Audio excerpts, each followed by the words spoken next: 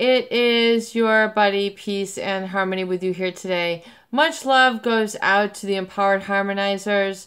We are really diving in deep, and we are really going into a great fundamental kinesthetic, behavioral, emotional, psychological connection that you can reestablish and reset your emotional boundaries when you go on the recovery date and participate in picking up the recovery gift. Actually validating and keeping around you, surrounding yourself with people, images, sounds, scents, even olfactory, which means scent, and gustatory, which means taste, surrounding yourself with that positivity with which can then dispel all the negativity. We had received, I've received several comments asking what is the recovery date and what is the recovery gift. So when we talk about the recovery journal, we're talking about kind of a system and plugging in a number of different steps, to take to really get yourself more empowered in your personal power, which is a healthier place to be. In other words, you're feeling stronger, you're feeling sharper, you're feeling like you understand solutions, you're following your intuition, and you're feeling more safe, secure, and a sense of trust, and really dispelling a lot of the funk, the anger, becoming, it's getting you away from the person where in the narcissistic relationship, they were pulling out the worst of you. In other words, you are not your best self when you're around this person. And perhaps it's taken you a long time to admit this, accept this, and move on from this. So you have a lot of denial in place. And oftentimes that can be, the denial overall can be a defense mechanism that causes you to deny the positive part of yourself. So if you're living in denial and then, making, enabling behaviors and feelings towards this narcissist, in other words, staying stuck, going and over obligating yourself at Christmas time, getting too many gifts, exhausting yourself, being stressed out, getting too hyped out, and it's not good for you. You're not able to put the brakes on it and say, I have what I need. We have what we need, and being content and feeling okay, rather than being hyper-stimulated by manipulation, which is not good for you. So even especially around the holidays, as we're going through right now, oftentimes it's very difficult to put the fork down, put the credit card down, for things that are not good for you. You're not focusing in on your inner life, because when we talk about, closing up a year, into an era, 2017, and moving on to a new year, it's really starting new, and it's really cultivating an inner life. When you begin, when you talk about New Year's resolutions or New Year's goals, new, starting anew, looking forward, we're resetting the calendar. I am talking about resetting your neurological hardware that's within your body. I'm talking about a complete psychological and neurohormonal reset of your body, which will set your being. It's a B state that you go into on the recovery date and get the recovery gift.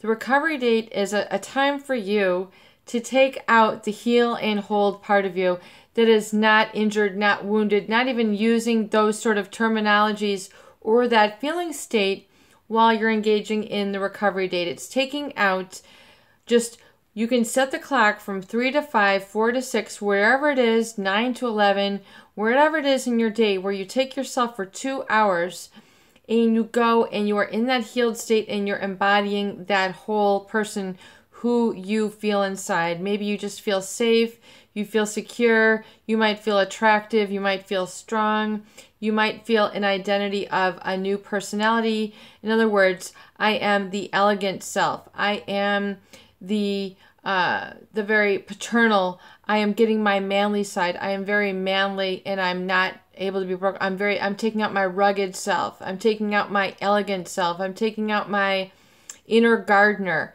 my inner hardy, handy woman, handyman. I'm taking out the gourmet me. I'm taking out the healed me out for this 2 hours, and I'm doing what that healed person would do for 2 hours. And then allowing yourself to take in the energy and see how it feels to feel a little bit different for those 2 hours. In other words, cultivating a sense of inner peace, taking yourself to a brand new, like a cathedral or wherever your inner healed person wants to go. You might want to go for a drive, but I want it to be where you really touch base with a place that you've seen, maybe that's caught your eye, that you want to go and walk to or explore, or take in images while you're on that would be cultivating to that inner strength and that inner peace that is the healed you. And then if you want to fall back into the wounded victim state, very so be it. But when you enter into that state, you're entering into a new state. Exactly that. You're entering into a new state of being a B state where you might want to take yourself out for ice cream, a hot chocolate. What does that healed person want to do independently, that healed self? Are you finding that as you do this every week, are you becoming more interested in following a specific pursuit? Do you want to go back to school? Do you want to self-educate? Do you want to teach yourself to play the guitar? Do you want to go to church more regularly? Do you want to become certified in something? Do you want to study something? What are you drawn to? What can you indulge yourself in? Maybe you're a historian. Maybe you love to read biographies. Maybe you love the history of music, or you want to pursue a instrument. There's something in you that the healed person wants to do and feel, and I want you to be able to feel that during that 2 hours, and I want you to be able to schedule it in your appointment book. I talk about how important it is to have a schedule, especially when we're coming up into 2018. You need to have a new calendar, a new day minder for 2018. So if you haven't gotten yours, you better go out and get it so that you can begin to schedule in your recovery dates. And I also want you to incorporate the recovery gift while you're on this date with yourself. It can be a small little something that speaks volumes and reinforces the feeling of safety, trust, contentment, healed. In other words, the really truly healed you, the becoming you. So it might be a pair of gloves that keeps you very warm. It might be a hat. It might be a new drawing. It might be a new drawing kit where you've got watercolors and you've got a whole little easel that recovered person now wants. And you're now going to begin to enter into that state and begin to follow up. So it's almost like a new you that's emerging, where you're visiting with that new emerged you. Maybe it wants to read. Maybe it wants to make something. There's something creative or that is trying to become, it's trying to speak to you. So you're giving yourself a chance to open that up and then receive that during that time, and honoring it and getting that self-respect and saying, wow, I really did learn something. I really did feel something. And that's how I want to feel when I embark on my relationships. And you'll notice that you will not be, once you're into that B state and then you call it up every week, you'll find that those others who are narcissistic will not be able to jive with that energy. You'll be able to see that sort of self-respect, that self-honoring, that recovery date. You'll see that you are recovered. I want you to put yourself on this date. I want you to actually go and do that and begin with repetition and experience, being able to accumulate healing and healing feelings and moments and behaviors so that you'll reset your neurological hardware when you're out and doing this. So in other words, that recovery gift, it might be something that speaks volumes. It might be a happy calendar where you see, maybe you love horses, or you love kittens, or you love beautiful sayings that say persistence. And then you've got the image of the mountain. Things that inspire you and then reset you. So you need to have those resets.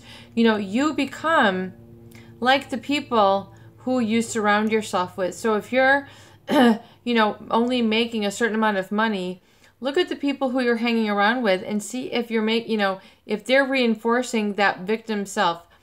Seek to surround yourself with people who are more energetic and more in the vibration or in the mindset of that positivity, where you can then feel good and comfortable around that, and then begin to learn the skills and the mindset that goes along with that. So begin to then, through your recovery dates, you might meet people. You might be able to have communication. You might be able to have correspondence. You might be able to have conversations. You might be able to exchange emails or phone numbers as you get good on your recovery date. And you're seeing that you're now socializing in that new vibration. So you're then attracting into your field what those people who are positive and have a self-respect and will respect you, and you will automatically repel. You will not be on the menu of the narcissist.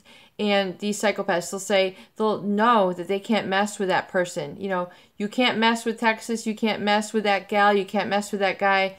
They have their standards up, they have their self-respect up, and I'm not going to bother them. But you find you're attracting more positive experiences and feelings and people into your life when you go on the recovery date. And it's something that has to be repeated every week, and where you go out and have fun.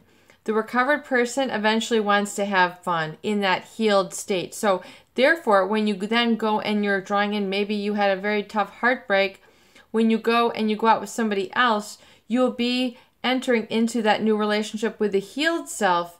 You won't be the victim person who's like, oh, in my last relationship she did, you're not letting it taint your future relationships.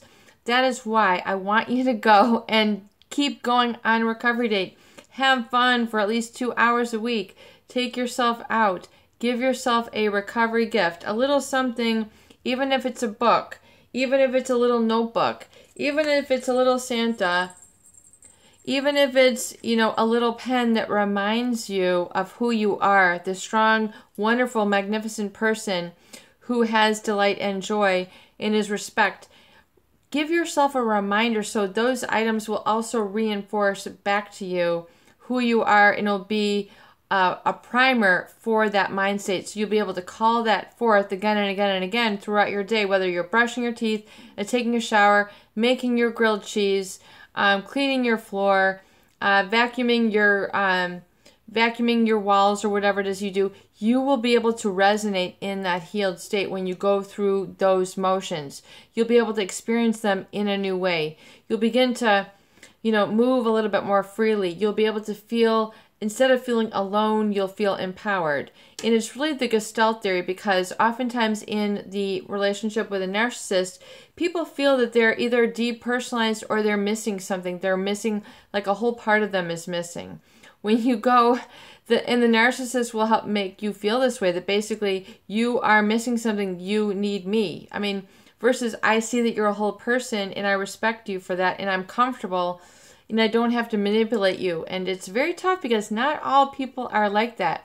Once you begin to heal, you'll begin to enter the realm of the healed, and you'll be able to resonate and speak and be clear, and you'll be like, thank God, I left that stuff behind. That can never come back. I'm grown. It's like a tree that, that's grown very strong roots.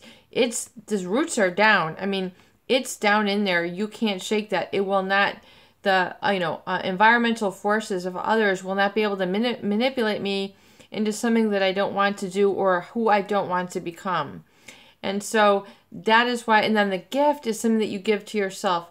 A cuddly fleece, a fleece hat, a fleece scarf, a fleece blanket, a new hammer and nail kit, a new tool kit, and you begin to build something, and you have, kind of something that you're doing now, and maybe you're joining a meetup on meetup.com where you're now reinforcing the support. Maybe you're joining Codependence Anonymous, or you're joining Alcoholics Anonymous, or you're on other meetups that you're interested in your town, and you go out to eat or drink with these people, and even just do it for a couple hours. Go dancing, have fun. I want the recovery dates for you to be very solemn, very almost solitary and sacred, and then they will begin to emerge and become fun. But I want you to do this every single week, and the recovery gift should be something that reminds you of who you are. Something very sacred, something small. It can even just be a candle. It can be a little tiny something, but do something for yourself. Have it, pick it up, have it mailed, do whatever it is you need to do, and you'll find the healing will accumulate, and then nothing will disturb you. You won't enter into the resentful state, the anger state. It will be dispelled. It will be dissolved. It will be melted down to, disappear into Never Never Land and never be able to victimize you again. It is your buddy, Peace and Harmony, with you here today, and I hope that these videos do help. Please share and please subscribe for more great tools, videos, discussion, and support. Love you, Empowered Harmonizers.